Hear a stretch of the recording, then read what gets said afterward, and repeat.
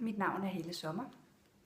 Jeg har lavet den her video til dig, for at give dig en inspiration til at have mere fokus på at bringe endnu mere nydelse og glæde og lethed ind i din hverdag.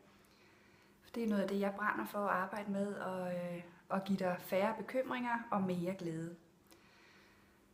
Nogle gange kan vi have sådan en opfattelse af, at nydelse, det er, når alt kører lige præcis, som vi synes, det skal. Og sådan er livet jo bare ikke altid skruet sammen. Og det er ikke fordi livet er hårdt eller uretfærdigt, eller det er bare fordi livet er, som det nu engang er.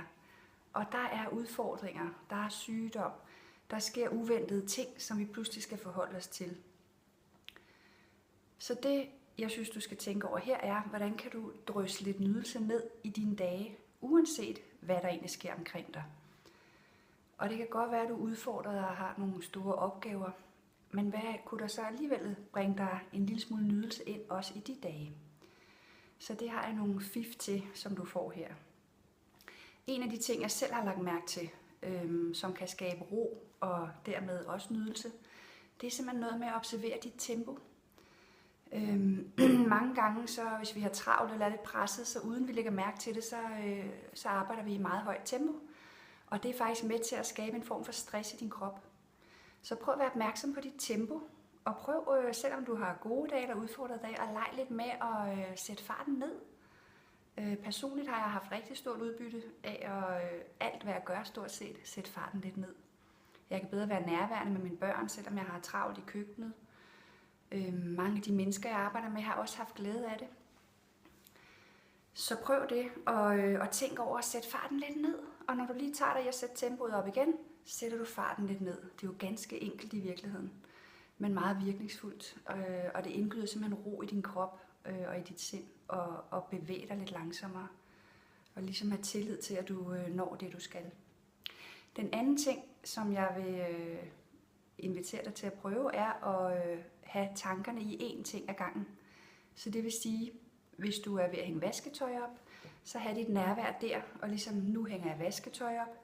Så hvis tankerne begynder at køre derudad med dagens program, bekymringer, ting der venter forud, trækker du dem tilbage og siger, og lige nu hænger jeg vasketøj op. Så du simpelthen på den måde træner én ting ad gangen. Den sidste ting, som jeg vil give dig med, handler faktisk også lidt om det her med én ting ad gangen. Du kender måske det her med, at vi kan have en masse tanker i gang op i hovedet. Og ulempen ved det er dels, at det giver os en masse uro. Det kan give hovedpine, har sådan en fornemmelse af, at hovedet er virkelig på overarbejde, og det kan være svært at falde i søvn og finde ro. Ofte det, der sker, er, at vi får en eller anden besked, og så bygger vi en hel tegneserie ud af det. Så hvis du for eksempel får at vide, at du får et tandlægekort om, du skal bestille tid, så begynder du måske at tænke på, at gud ja, børnene skulle da også til tandlæge, og gud ja, den ene af dem, han havde da fået en seddel med på skolen, jeg ikke har svaret på, og jeg har så travlt i den her uge, hvornår skal jeg få bestilt tid, og så kører det derudad, måske genkender du det. Så det du kan prøve her er at trække tilbage og sige, hvad var første billede, første besked, der ligesom kom til dig, du skal bestille tid hos tandlægen. Og så øv dig i at stoppe der, for det er det, der er lige nu, du skal bestille tid hos din tandlæge. Når de andre tanker begynder at rulle, for det gør de jo, sådan er vores sind, trækker du venligt tilbage og siger, så lige nu skal jeg bestille tid hos tandlægen. Og ligesom bare ser det for dig, det her tandlægekort, slut. Så der kommer ro på det også. Til sidst så vil jeg bare opfordre dig til at være nysgerrig og undersøge, hvordan kan du skabe mere nydelse, også på de hårde dage. Rigtig god fornøjelse.